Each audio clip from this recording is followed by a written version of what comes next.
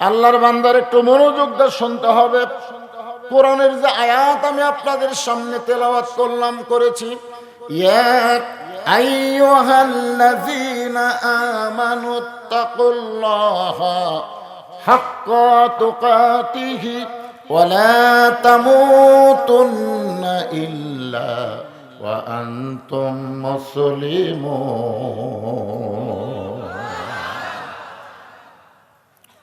আল্লাহ বলতেছেন, যারা আমাকে বিশ্বাস স্থাপন করেছো, এই বিশ্বাস স্থাপন করার পরে তোমাদের 1 নম্বর আমল কি?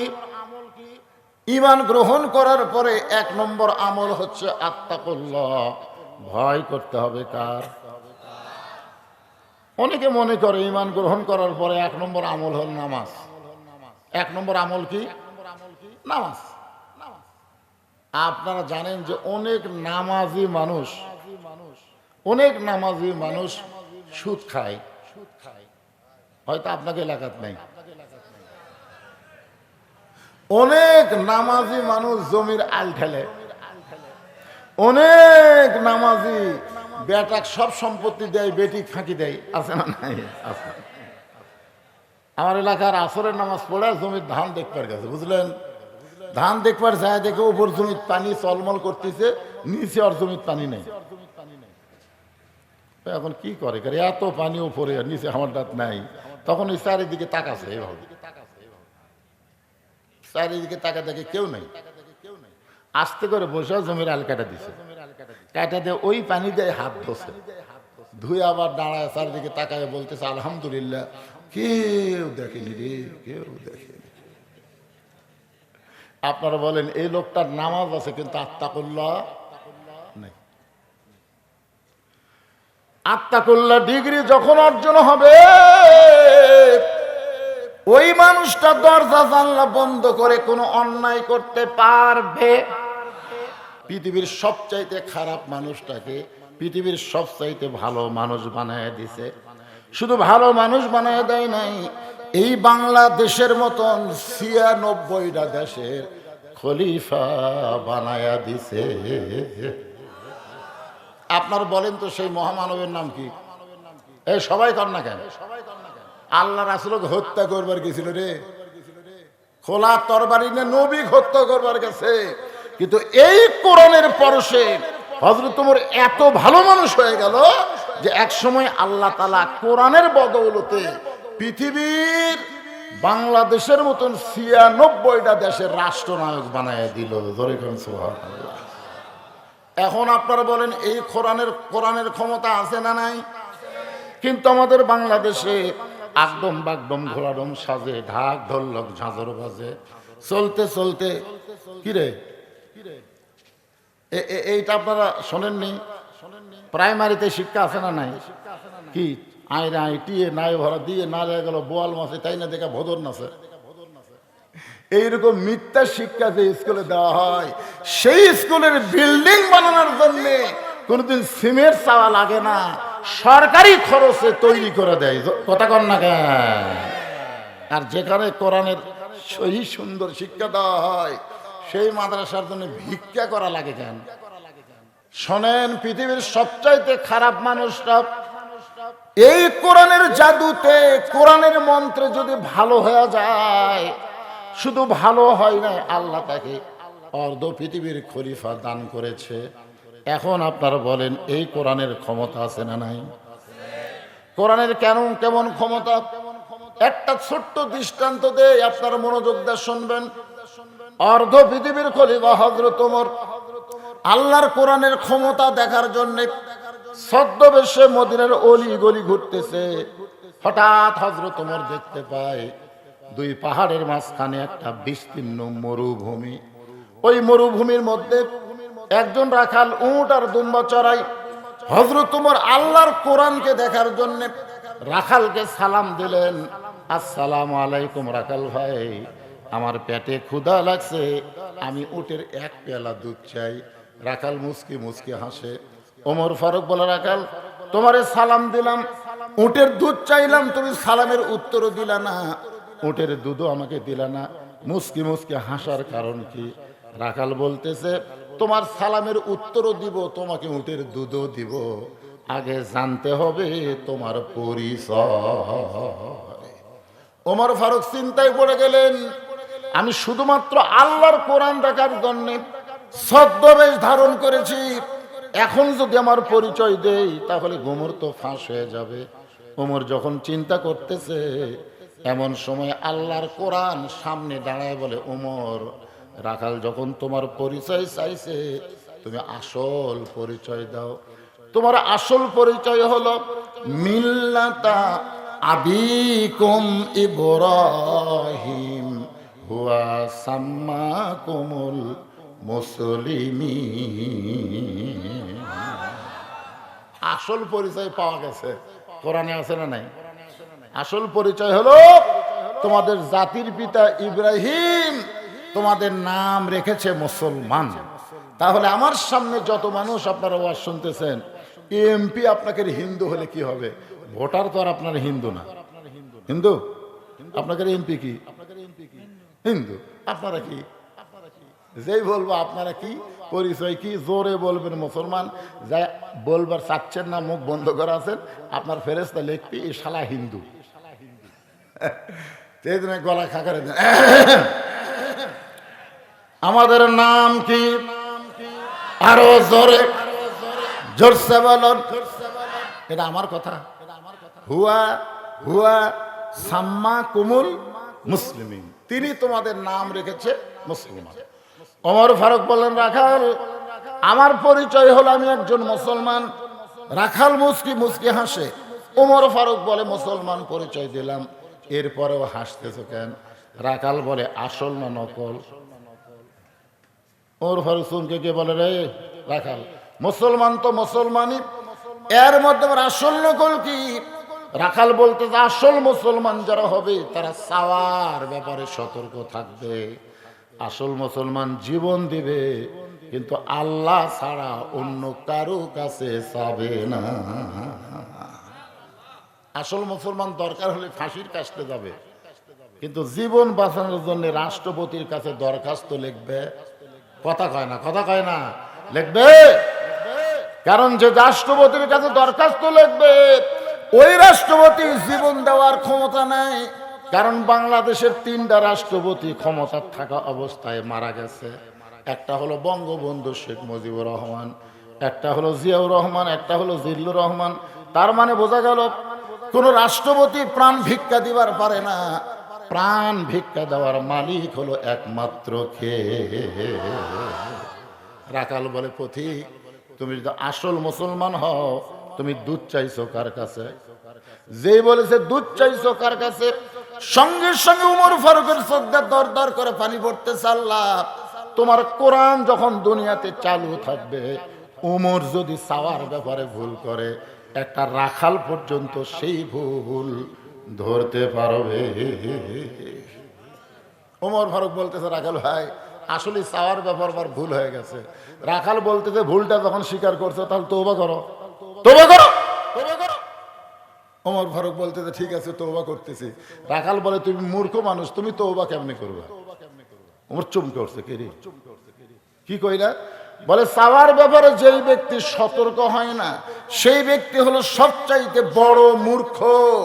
আমাদের বাংলাদেশে যারা বলে দয়াল বাবার দরবারেতে কেউ ফিরে না খালি হাতে, আপনার বলেন তো এরা শিক্ষিত না মূর্খ? জোরে বলেন। আল্লাহ ছাড়া অন্য কারো কাছে কেউ যদি চায়, সে যত বড়ই জ্ঞানী হোক, সে 1 নম্বর মূর্খ। রাখাল বলতে যে, তুমি তওবা কেমনে পড়বাও? তুমি মূর্খ মানুষ, আমি তওবা পড়াই, তুমি আমার সঙ্গে তওবা পড়ো। এবার রাখাল হযরত উমরকে তওবা পড়াচ্ছেন। আমার সামনে যারা বসে ওয়াজ শুনতেছেন, আপনাদের মধ্যে যারা এশার নামাজ পড়েন নাই, কারা কারা পড়েন নাই আমি জানি না, কিন্তু যারা পড়েন নাই এখন তওবা করতে হবে। ফজর থেকে একটা ওয়াক্ত নামাজ যদি না বাদ দেন, আপনি জীবনে যত নামাজ না পড়ে পাপ হয়েছে, তওবা করার সঙ্গে সঙ্গে আল্লাহ মাফ করে দিবে। রাখাল বলে, পথিক, সত্যি যদি উটের 1 পেয়ালা দুধ চাও, তাহলে এখান থেকে 10 মাইল দূরে হলো মালিকের বাড়ি। ওই মালিকের বাড়ির দরজা দিয়ে বলো, মালিক তোমার রাখাল উট আর দুম্বা চড়াই, তুমি মালিক যদি হুকুম দাও তাহলে রাখাল আল্লাহর হস্তে উটের এক পেয়ালা দুধ দিবে। ওমর ফারুক মুচকে মুচকে হাসে আর বলে, রাখাল ভাই কষ্ট করে অত দূর মালিকের বাড়ি যাওয়ার দরকার নাই, বরং তোমাকে 2টা টাকা দিলাম, এই 2টা টাকার বিনিময়ে তুমি উটের এক পেয়ালা দুধ দাও। রাখাল চিল্লায় বলে, তুমি কি হযরত উমরকে চেনো? কাকে বলতেছে? হযরত উমরকে রাখাল বলতেছে, পথিক তুমি কি হযরত উমরকে চিনো? যে উমর আল্লাহর আইন দিয়ে রাষ্ট্র চালায়, সুমরের গুপ্ত বাহিনী যদি দূর থেকে দেখবার পাই, তুমি আমাকে 2 টাকা ঘুষ দিছ, আর মালিক বাদ দিয়ে তোমাকে উটের এক পেয়ালা দুধ দিলাম, তাহলে তোমাকেও ধরবে আমাকেও ধরবে, এ বুড়া বয়সে কি তুমি ধরা পড়বার চাও? ওমর ফারুক বলে, রাখাল ভাই তাহলে চলো পাহাড়ের গুহার মধ্যে যাই, ওই গুহার মধ্যে গিয়া তোমাকে গোপনে 2 টাকা দিব, তুমি গোপনে উটের এক পেয়ালা দুধ দিবা, তাহলে উমরের গুপ্ত বাহিনীও দেখতে পাবে না, তোমার মালিকও জানতে পারবে না।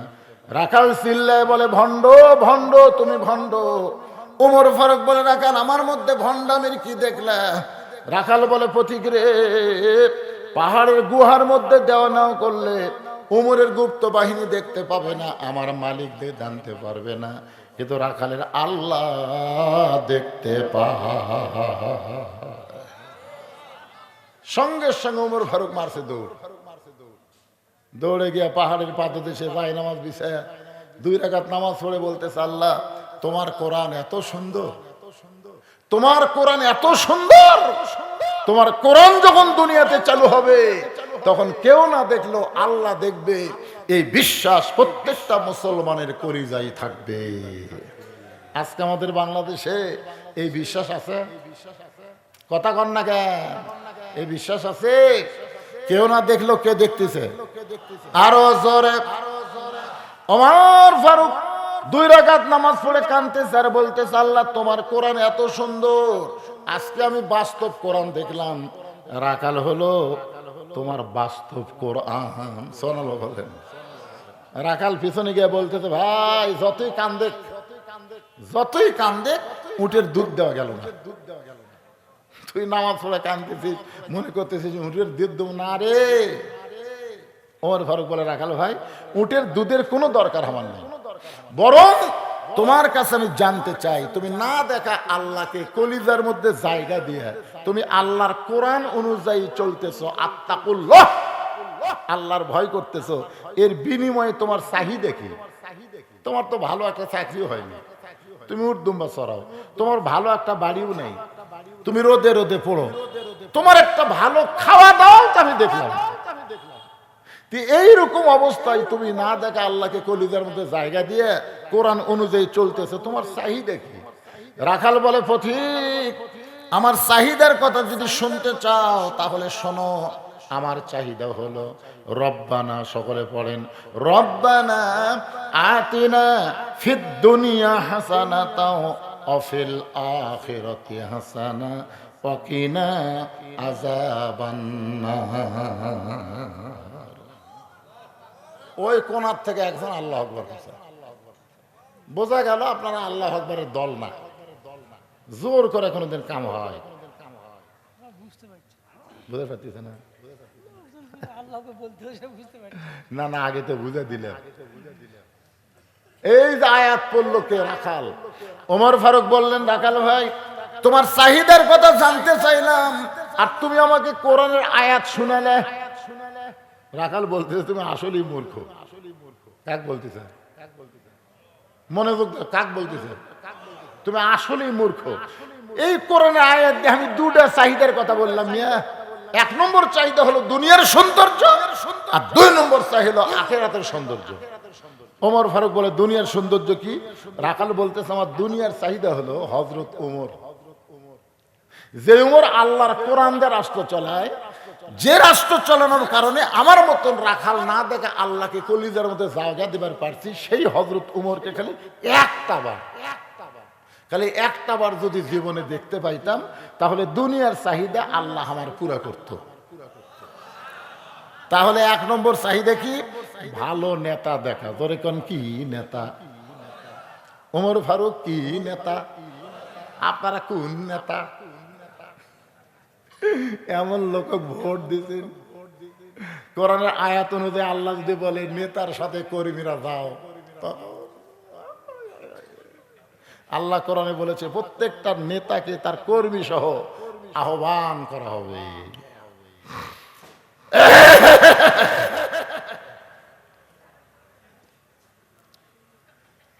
একটু মনোযোগ দিয়ে শুনবেন।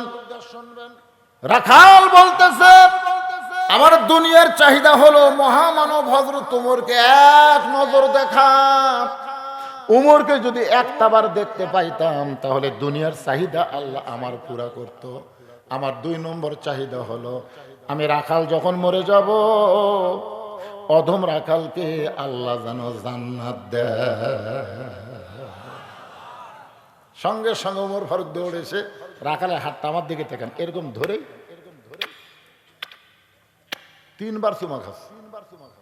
রাখাল বলে পাগল নাকি, আমার ঘামা হাতে 3 বার চুমা দিলে। ওমর ফারুক বলে রাখাল ভাই, আল্লাহ তোমার 2 নম্বর চাহিদা পুরো করছে, মরার সঙ্গে সঙ্গেই আল্লাহ তোমাকে জান্নাত দিয়ে দিবে। আপনারা সুবহানাল্লাহ কইলেন, কিন্তু রাখাল সুবহানাল্লাহ কয় না। ওমর ফারুক বলতে রে মরার সঙ্গে সঙ্গে আল্লাহ তোমাকে জান্নাত দেবে, সুবহানাল্লাহ কও না কেন? রাখাল গালে মুচকি মুচকি হাসে। ওমর ফারুক বলে কি ব্যাপার, কি মরার সাথে সাথে আল্লাহ তোমাকে জান্নাত দিবে রে? আল্লাহর কোরআন অনুযায়ী যারা দুনিয়াতে চলে মরার সাথে সাথে আল্লাহ তাদেরকে জান্নাত দিবে। রাখাল তাও সুবহানাল্লাহ কয় না। ওমর ফারুক বলে কে রে রাখাল, সুবহানাল্লাহ বলতে তোর কোন জায়গায় বাজে? রাখাল বলতেছে বাকির কথা, মরে গেলে জান্নাত পাবো, বাকির কথা ভালোই কও, কিন্তু হযরত উমরকে এক নজর দেখবার পাবো, এই নগদ কথা বলতে তোমার কোন জায়গায় বাজে? আমার আমিনুল ভাই যে ওয়াজ করলো, যত টাকা আপনারা দান করলেন দুনিয়াতে কিছু দিছে? এখন দুনিয়াতে কিছু পাচ্ছেন? মরার পরে তো মরার পরে টাকা দিল 10, বেশ তো ফসাফস, টাকা দিল 20, বেশ তো দিয়ে দিস, এগুলো আমরা সবাই কভার করি। কিন্তু হযরত উমরকে এক নজর দেখবো, এই নগদ কথা বলতে তোমার কোন জায়গাত বাজে? ওমর ফারুক চিন্তায় পড়ে গেলেন। যে রাখাল আমাকে তওবা পড়াছে, জোরে কোন কি পড়াছে? যে রাখাল আমাকে মুনাফিক কইছে, যে রাখাল আমাকে ভণ্ড কইছে, এখন যদি বলি আমি ওমর, এখন যদি হযরত উমর বলে ভাই আমি ওমর, বলাও সারা, রাখাল হাত ফেল করে মরাও সারা। জোরে কোন কথা ঠিক কিনা?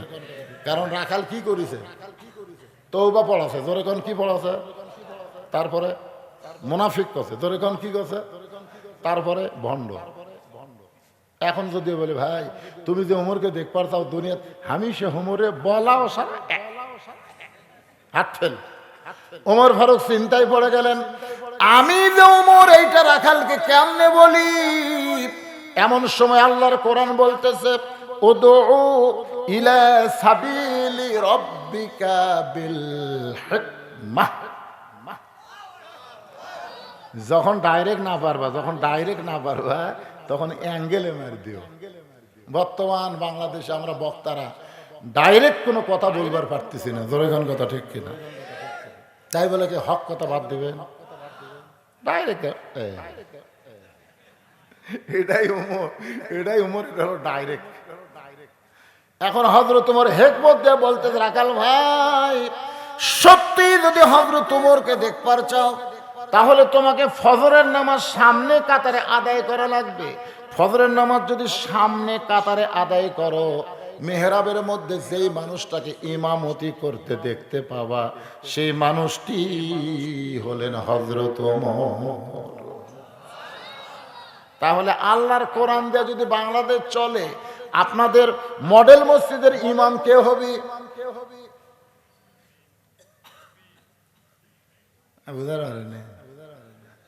আল্লাহর কোরআন দিয়ে যদি বাংলাদেশ চলে তাহলে মডেল মসজিদের ইমাম কে হবে?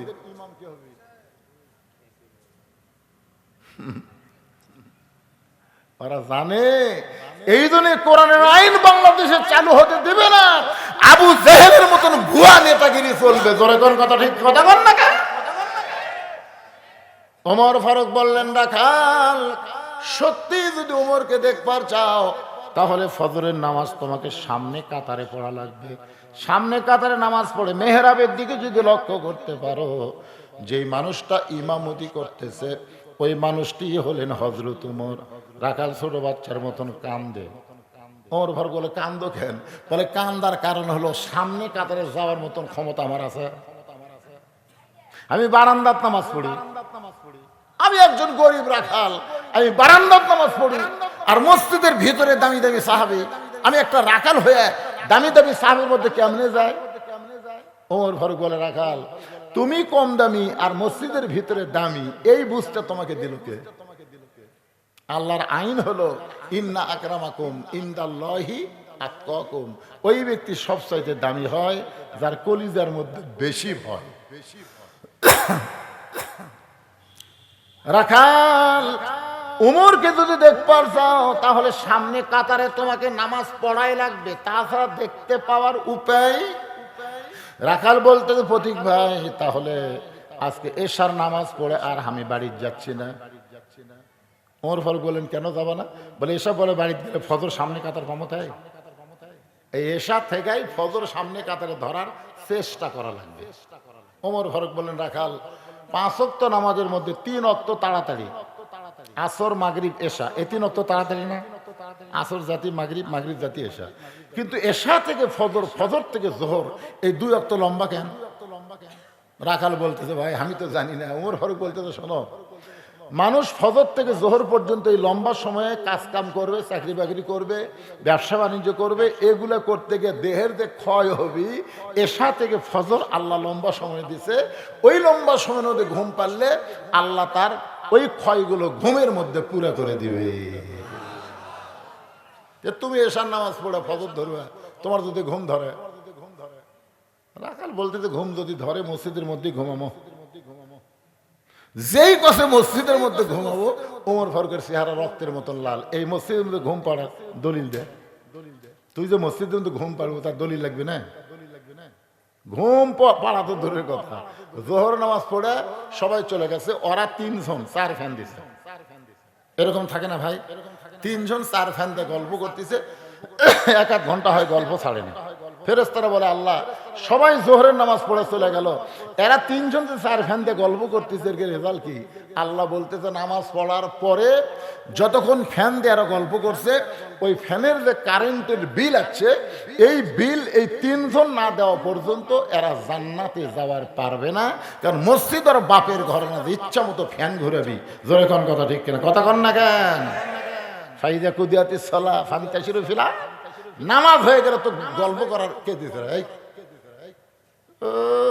রোজার মাস আসবি, কতগুলো যায় মসজিদের মধ্যে টাইসের ওপরে শুয়ে থাকলে ঢাস ঢাস করে মারবি। জোরে কোন কথা ঠিক? ঘুম ধরলে পিছনকার লাইন ক্লিয়ার হয়ে যায়, বোঝেন? চোখের ধরতে ফুসফুস করে মারতিছে।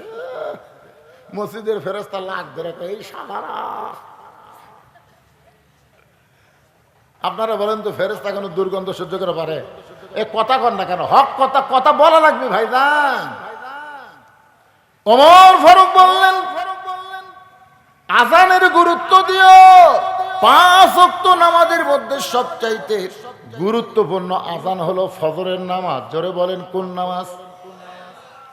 আপনাকে এলাকায় ফজরের নামাজে একই শব্দ 2 বার বলে, বেশি না আছে না নাই? সেটা কি বলে? আপনারা না, যুবকেরা একটু কও তো, এই যুবকেরা কও। 3টা পর্যন্ত আর আর্জেন্টিনার খেলা দেখছে, বুঝলেন? 3টা পর্যন্ত দেখছে মেসি কিভাবে গোল করে, কিভাবে পাস করে। আর চোখত ঘুম নেই, চোখ টট্টনা করে দেখছে। কিন্তু যে আসসালাতু খায়রুম মিনান নাওম মুয়াজ্জিন করছে, ওই শালার নাই।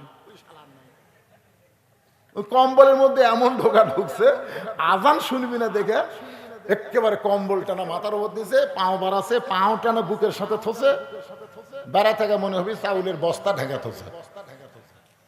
কে রে? 3টা পর্যন্ত হইচই করলো, আর আজানের সময় কুটি গেল। কম্বল টানতে দেখা যাচ্ছে ল্যাফের তলে ওর সাইজ আর সাইড টিভি কুত্তার সাইজ, একই সাইজ। রে যুবক, বুড়া বয়সে নামাজ ধরলে হবে না। এই বছর যে শীত গেছে, শীত যায় নাই। এই শীত যখন গেল, ওই সময় আসসালাতু খায়রুম মিনান নাওম শোনার সাথে সাথে যেই যুবক গায়ের কম্বল ফেলে দিয়ে বালিশকে ত্যাগ করে দৌড়ে গিয়ে ঠান্ডা পানিতে উজু করে মসজিদ দিকে যখন রওনা দেয়, ফেরেশতা কয়, আল্লাহ আল্লাহ, যেই যুবক এত শীতের মধ্যে ল্যাপ তোষক বাদ দেয় তোমার ঘর মসজিদে যায়, এই যুবকের রেজাল্ট কি? আল্লাহ বলে, বর্তমান যদি বদরের যুদ্ধ থাকতো, এই যুবক বদর যুদ্ধের সৈনিক হয়ে যেত। যুবক যুবক, তোমাদেরকে আল্লাহ এত পছন্দ করে, আর তোমরা সেই ফজর বাদ দিয়ে ঘুম পাড়ো।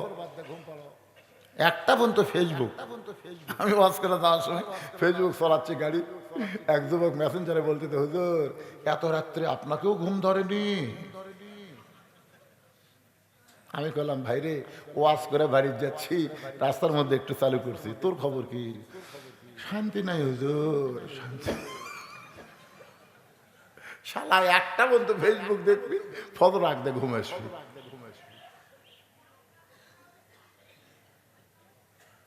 কি বেজার হচ্ছেন?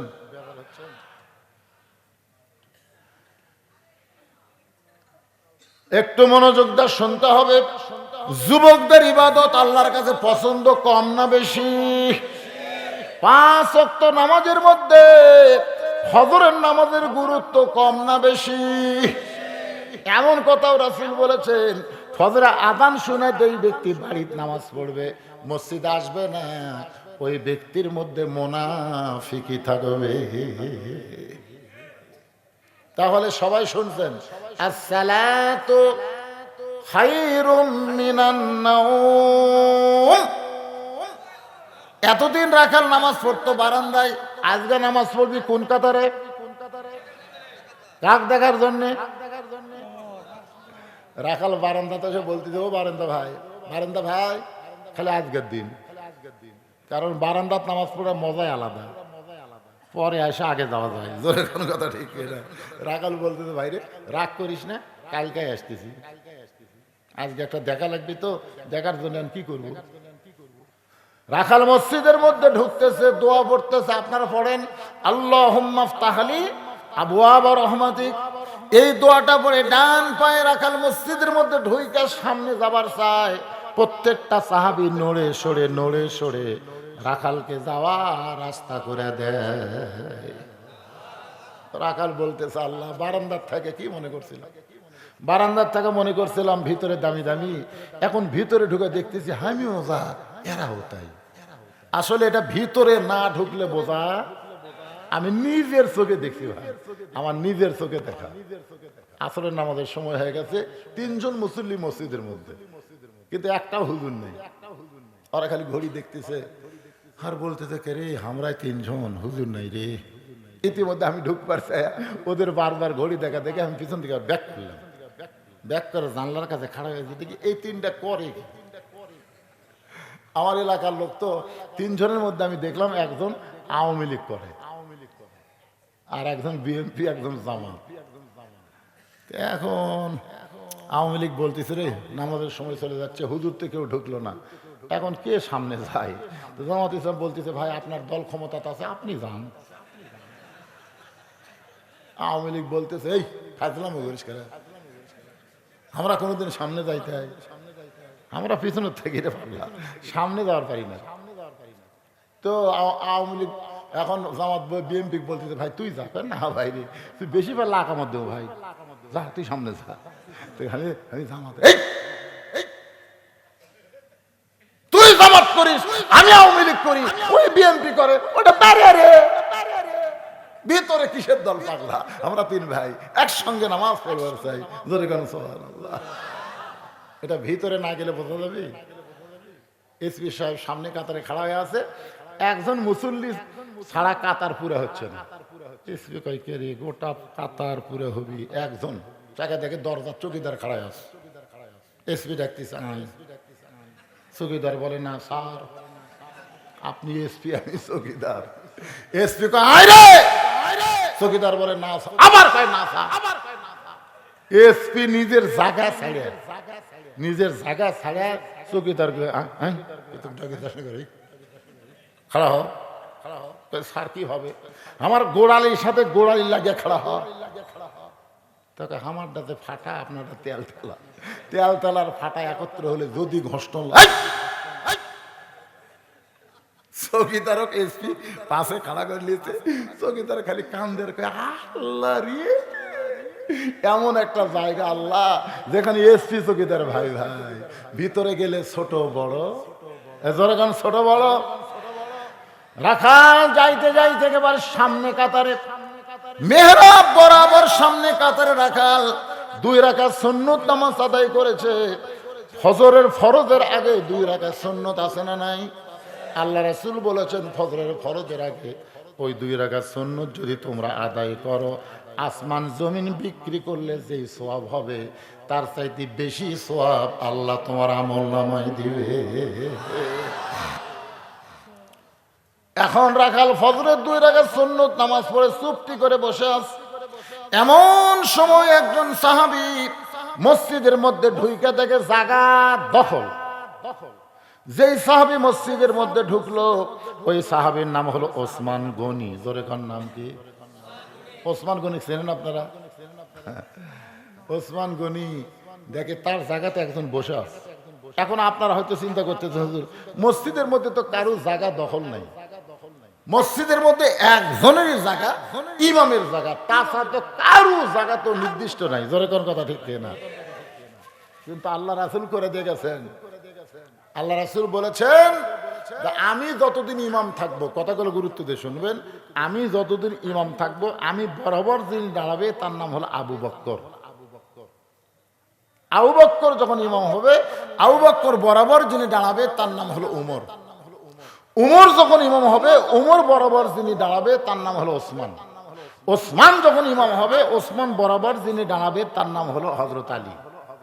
আলী যখন ইমামতি করবে, আলী বরাবর, এই আলী বরাবর বলে রাসূল চুপ। সাহাবেরা বললেন হুজুর হযরত আলী যখন ইমামতি করবে আলী বরাবর কে দাঁড়াবে? সঙ্গে সঙ্গে রাসূল বললেন মা ইয়ানতিকু আনিল হাওয়া ইন হুয়া ইল্লা ওয়াহয়ুহা। আমি রাসূল বলতে পারি না যতক্ষণ আল্লাহ না বলায়। ওই আলী পর্যন্তই হলো খোলাফায়ে রাশেদিন। আপনারা খোলাফায়ে রাশেদা বোঝেন না? তাহলে ওমর যখন ইমামতি করবে, ওমর বরাবর পিছনে কে থাকবে? কিন্তু এসে দেখে জায়গা দখল। আল্লাহ রসুলের যত সাহাবী সবচাইতে নরম মনের সাহাবী নাম হলো ওসমান গনি।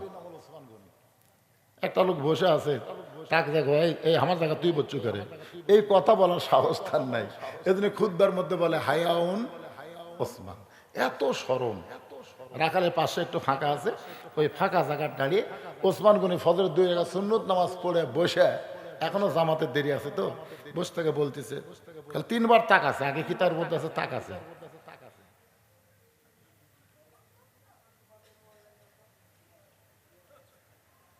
আর একবার যেই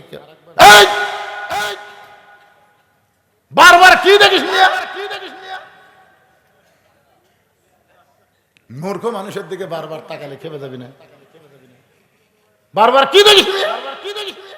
ওসমান গনি ভয়ে লাভ ধরছে, উঠে বলতে ভাই রে খালি পর পর তোমার দিকে 3 বার তাকাছি, তুমি এত গরম, তোমার পরিচয় কি? আমার পরিচয় হলাম একজন রাখাল, বারান্দার নামাজ পড়ি।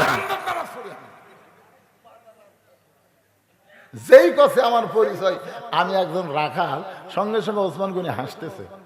হাসার কারণ হলো যারা রাখাল হবে তাদের ভাষা গরমই হওয়া লাগবে, নরম ভাষায় রাখালি করা যাবে না। আপনি যদি গরু ছাগল মাঠে নিয়ে যান আর পাশে একটু আবাদ আছে, আপনার গরু ঘাস বাদ দিয়ে ধানের দিকে যাচ্ছে, তখন যদি আপনি বলেন বাবা গরু, বাবা গরু ওদিকে যাস না বাবা, আপনি বলেন তো আপনার গরু কথা শুনবে। আর যদি লাঠি ঘুরায় এই গরু, তাহলে এক ধাপ সামনে যা, মানুষের চাইতে গরু ভালো শোনে। এই জন্য রাখালের ভাষা নরম না গরম? আরো জোরে কন। আল্লাহ রাসূল বলেছেন প্রত্যেকটা অভিভাবককে আল্লাহ রাখালের দায়িত্ব দিয়ে দুনিয়াতে প্রেরণ করছে, প্রত্যেকটা অভিভাবককে আল্লাহ রাখালের দায়িত্ব দান করেছে। এখন হয়তো আপনার বলবেন হুজুর আমার তো গরু ছাগল নাই, আমি কিসের উপর রাখালি করব? আপনি খেয়াল করে দেখেন আপনার বাড়িতে 45 বছরের একটা গাভী আছে, চোখ বন্ধ করে দেখেন, গাভীর বয়স 45।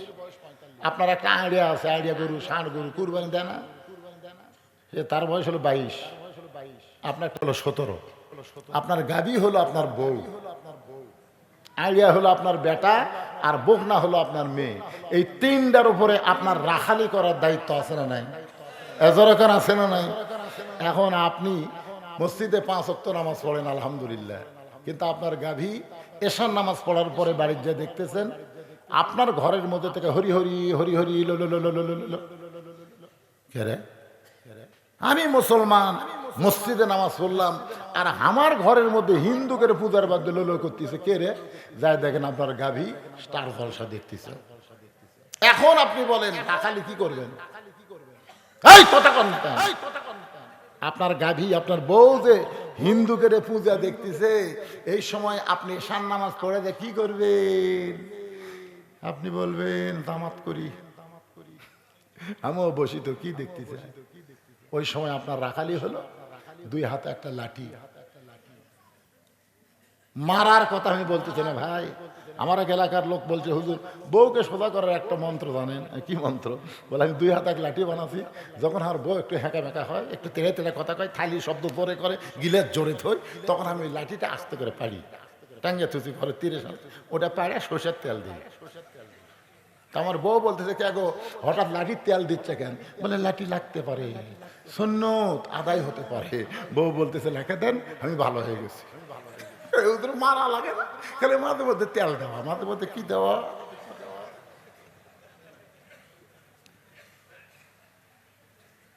হাসতেছেন? মুসলমানের ঘরে ভারতের পূজার বাদ্য বাজে, সেই ভারত আমাকে বাবরি মসজিদ ভাঙ্গা রাম মন্দির তৈরি করছে। জোরে করে কথা কন না কেন? ভারত আমাকে কলজার মধ্যে হাত দিছে। বাংলাদেশের মুসলমান নামাজ না পড়লেও মসজিদকে জীবনের চাইতে ভালোবাসে। জোরে কোন কথা ঠিক না? আপনাদের গ্রামে যদি মসজিদ ভাঙবার কেউ আসে, একটা বেনামাজি বাড়ির থাকবি, জীবন দেবরে আল্লাহর ঘর তোরা ভাঙবো। 400 বছরের পুরাতন বাবরি মসজিদ ভাঙ্গা ভারতন মন্দির বানানোর জায়গা নাই? জোরে কেন আছে না নাই? তো বহু জায়গায় বাদ দিয়া মসজিদ ভাঙ্গা ওই জায়গায় মন্দির বানালো। আর সেই ভারতের স্টার জলসা জি বাংলা আমার মায়েরা দেখবে, কোনদিন ঈমান নিয়ে মরতে পারবে না। ধরে কথা কন না কেন? তাহলে আপনার রাখালির দরকার আছে না নাই? আপনার আইডিয়া বোঝেন? আপনার ছেলে আজকে দেখেন তো, আপনার ছেলে বেড়া ঘুরতেছে, কোরআনের মাহফিলে বসেনি। আরে এমন এক ফুল প্যান্ট পরে, যে ফুল প্যান্ট পরে বসা যায় না, খাড়া হয়ে পেশাব করা লাগে। সকালবেলা আপনার ছেলে বাড়ির থেকে বাইরে হয়ে গেছে, সন্ধ্যার সময় বাড়ি তাহলে আপনি কি একটা বার জিজ্ঞাসা করছেন কে এই ফুল প্যান্ট পরে তো বসা যায় না, এত টাইট পেশাব করলি কেমনে? জিজ্ঞেস করার দরকার না? কারণ আপনি যে রাখাল, আপনার আইডিয়া কি করতেছে আপনি জিজ্ঞেস করবেন না? ও তখন বলে আব্বু বসা যায় না, খাড়া হয়ে মারছি। তা আজকের দিনে কয়বার করছেন ময়না? 3 বার। 3 বার খাড়ায় পেশাব করছে, পেশাব না নিংড়িতেই, পেশাব তো পুরোপুরি নিংড়েনি, তার আগে সেন্টেন্সে এখন টপ টপ করে পেশাব দিয়ে নিচকে ন্যাঙ্গটি ভিজে গেছে।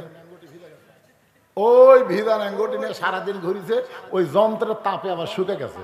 তো শুকা গেলে কি ওর জীবাণু শুকেছে? ওর জীবন একটা জার্ম, ওই জায়গায় একটা জার্ম পয়দা হয়ে ওই জার্মটা ওর পেশাবের ছিদ্রতে ভিতরে ঢুকছে, ঢুকা ঢুকা ভিতরে যায় গোড়ার রগগুলো কাটিয়ে একেবারে বেলে মাছের মতন করে দিচ্ছে। এখন আর এক বিয়া দিবেন, আর খালি লাখ ডেকে ঘুম পাড়বি, আর বউ ফেসবুক নিয়ে অন্য মরদের সাথে লাইন করবি। কথা কর না? ওয়াজের বিজ্ঞাপন দেখে না, অনেক আড়ে এখন ইন্ডিয়ান হারবালের বিজ্ঞাপন পড়ে। জোরে কোন কথা ঠিক কিনা? তাহলে আপনার ছেলের দিকে আপনার খেয়াল করার দরকার আছে না নেই? আপনার 17 বছরের একটা বকনা আছে, বকনা মানে আপনার মেয়ে, মেয়ের দিকে আপনি খেয়াল করবেন। আপনার মেয়েটা পরিমণি হচ্ছে না ফাতেমা হচ্ছে, আপনি বাবা হিসাবে রাখালি করা লাগবে। আপনার মেয়েকে পরিমণি হবার দেওয়া যাবে না, আপনার মেয়েকে ফাতেমা বানানো লাগবে। ধরে কোন ঠিক কিনা? পরিমণি মানে কি? হাই হিল পড়ছে, বুঝলেন? হাই হিল আর ওই প্লাজো, এইরকম মশার একটা প্লাজো টাকনুর উপর, আর এই যে অন্য এটাই গলার এই পার দিছে, এই পার দিছে, যন্ত্র ঢাকিনি। অন্য মাপলা মানে গোটা পাড়া ঘুরতেছে, আপনার মেয়ে, আপনার মেয়ে। আপনি বাবা হিসাবে রাখালি করার দরকার আছে না নাই? মাত্র 9 বছরের মেয়ে ফাতেমা ঘরের মধ্যে হাতের মধ্যে চুরি দিয়ে মুসকি মুসকি হাসতেছে। রাসূল ঘরের মধ্যে না ঢুকে ঘর থেকে বাইরে গেলেন। ফাতেমা চমকে গেল। যেই বাবা ঘরের মধ্যে ঢুকে আমাকে মা মা বলে আদর করে, সেই বাবা কেন বাইরে বারান্দায় গিয়ে দেখে নবী ছোট বাচ্চার মতন কাঁদতেছে। ফাতেমা বলে, বাবা কি দুঃখ আপনার মনে, এমন করে কাঁদতেছেন? আল্লাহ রাসূল বললেন, ফাতেমা যে দুনিয়াতে সাজবে মা, আল্লাহ তার আখেরাতের শ্বাস কমায় দেবে। সঙ্গে সঙ্গে ফাতেমা হাতের চুরি খুলে মাটি ফাইলা দিলেন। নবী দৌড়ে গিয়ে চুরি 2টা করে জামার পকেটের মধ্যে ঢুকালেন। ফাতেমা বললেন, বাবা যেই চুরি হাতে দেওয়ার কারণে আপনি রাগ করলেন, আপনি বারান্দায় কাঁদতেছেন, সেই চুরি কেন পকেটের মধ্যে ঢুকালেন?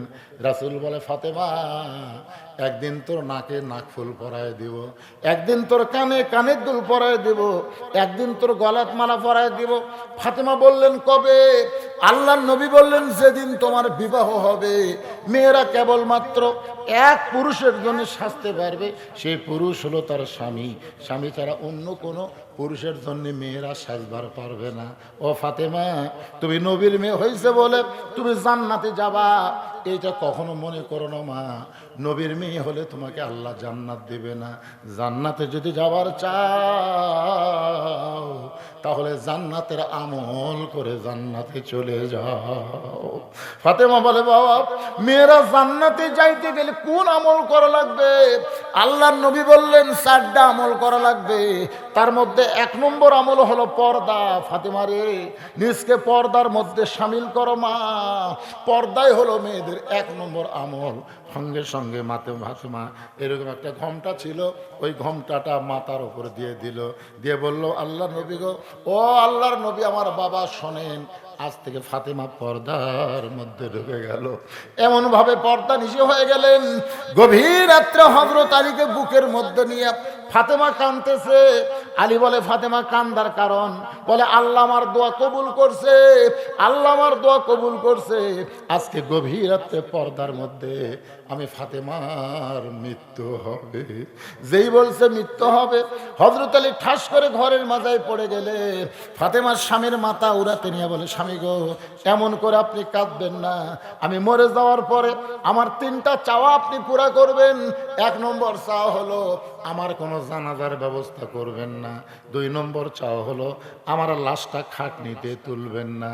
আর 3 নম্বর চাওয়া হলো আপনি আমাকে কাঁধে করে নিয়ে জান্নাতুল বাকির পূর্ব কোণায় সবুজ রঙের একটা বাতি জ্বলবে, ওই বাতি বরাবর কবর খুঁড়ে আমাকে দাফন করবে। ওগো স্বামী, আপনি নিজে আমার কবর খুঁড়তে কষ্ট হবে, কারণ আপনি আমাকে অত্যন্ত ভালোবাসেন।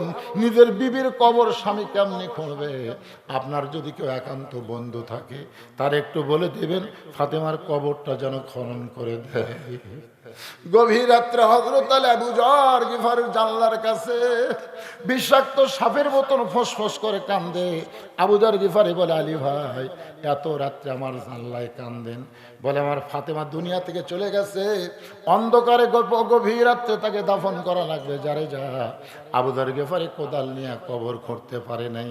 কবরের শব্দ শোনার পর কবর ছেড়ে চলে গেছে।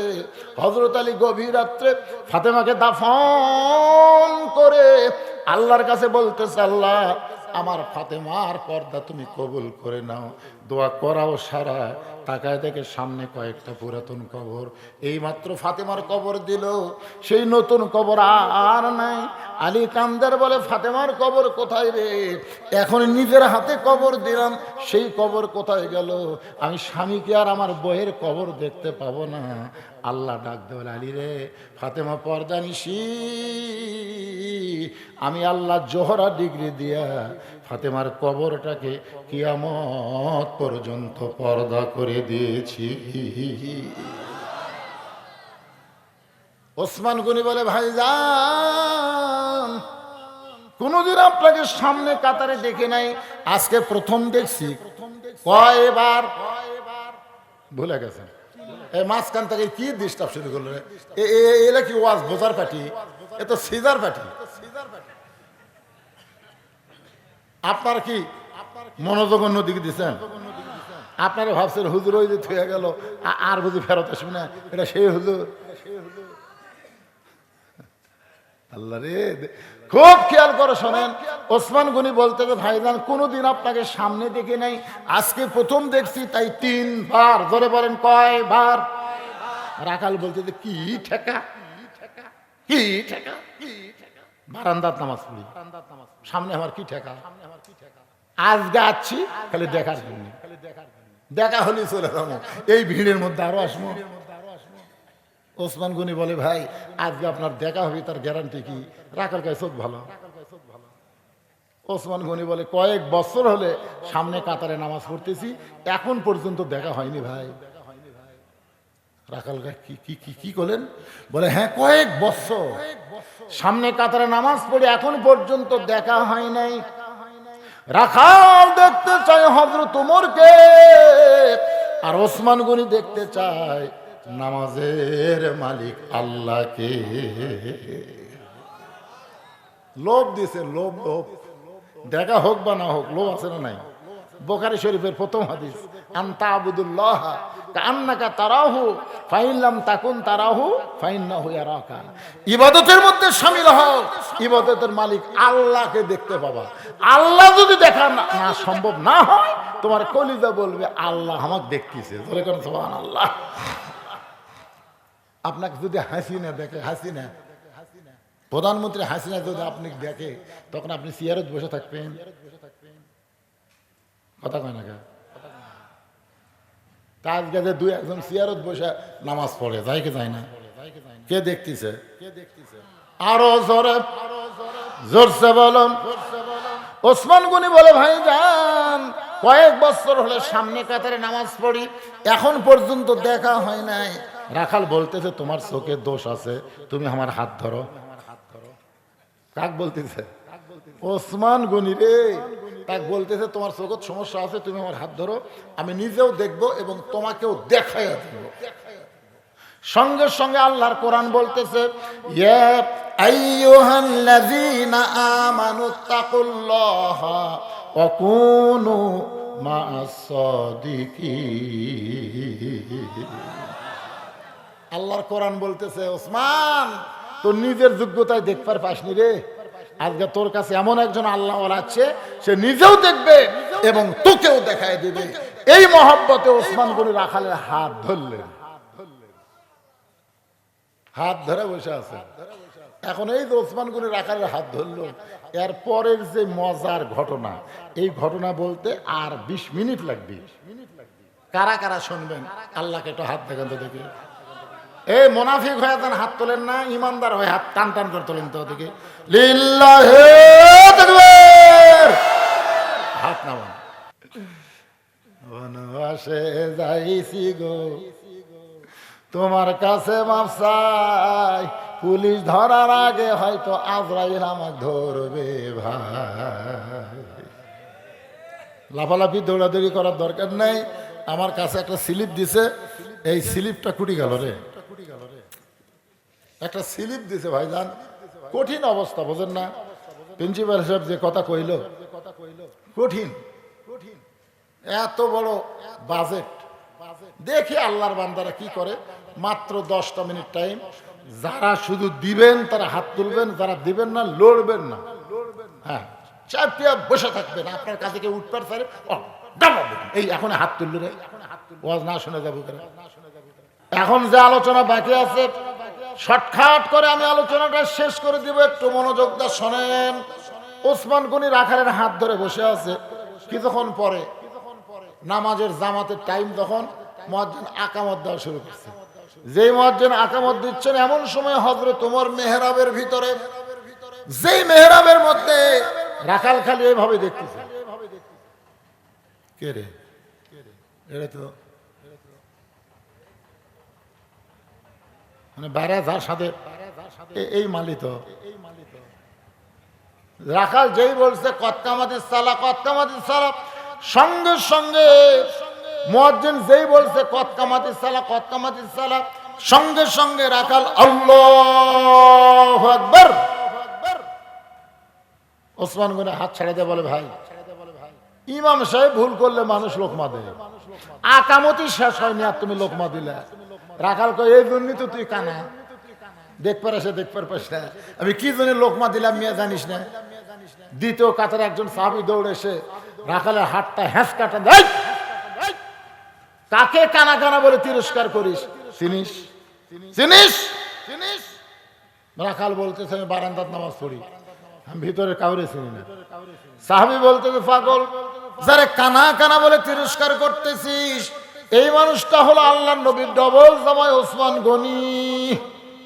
যেই কইছে রাখাল কান্দের বলে, আল্লাহ রে, আমি বারান্দায় নামাজ পড়ি, আমি ভিতরে ঢোকার সাহস কোনোদিন পাইনি, কিন্তু এই পথিক আমার সর্বনাশ করছে। ওমর ফারুকের দিকে আঙ্গুল দেখায় বলে, ওই পথিক আমার সর্বনাশ করেছে, ওই পথিক আমারে কইছে, ওমরকে যদি দেখবার চাও তাহলে সামনে কাতারে দাঁড়াইলা, মেহরাবের মধ্যে দেখবা যেই মানুষটা ইমামতি করতেছে ওই মানুষটি হলেন হযরত ওমর। শুধুমাত্র ওমরকে দেখার জন্য সামনে কাতার থেকে যদি পথিককে দেখতে পাই তাহলে লোকমা দেওয়া ছাড়া তোমার উপায় নাই। হাজার হাজার সাহাবীরা কান্দে, সমস্ত সাহাবী যখন কান্দে, রাখাল চিল্লায় বলে, বারান্দায় নামাজ পড়া ভালো, ভিতরে কান্দা কান্দি শুরু হয়ে গেল। ওসমান গনি বলে, রাখাল ভাই, ভিতরে কান্দার কারণ হলো তুমি যারে পথিক পথিক বলতেছো তিনি হলেন হযরত ওমর। গাছের গোড়া কাটলে গাছটা যেমন ঠাস করে পড়ে যায়, রাখাল তেমনি মেহরাবের মধ্যে পড়ে কাটা মুরগির মতন ছটফট করে আর বলে, আমিরুল মুমিনিন, আমি আপনাকে তওবা পড়াইছি, আমি আপনাকে মুনাফিক কইছি, আমি আপনারে ভণ্ড কইছি, আপনি কিছুই বলেন নাই। ওমর ফারুক এক টানে রাখালকে বুকের মধ্যে নিয়ে কপালে একটা চুমা দেয়, বলে, ভাইজান, আমি এত কথা হজম করার পিছনে কারণ হলো আমি তোমাকে দেখি নাই, তোমার ভিতরে আল্লাহর কোরআন আমি দেখতে পাই। আজকে কি বুঝলেন? এই কোরআন খালি আবু জেহেলের মতন শুনলে হবে না, কোরআন বিজয়ের আন্দোলন করে কোরআনকে আমাদের গ্রহণ করা লাগবে। জোরে কোন কথা ঠিক?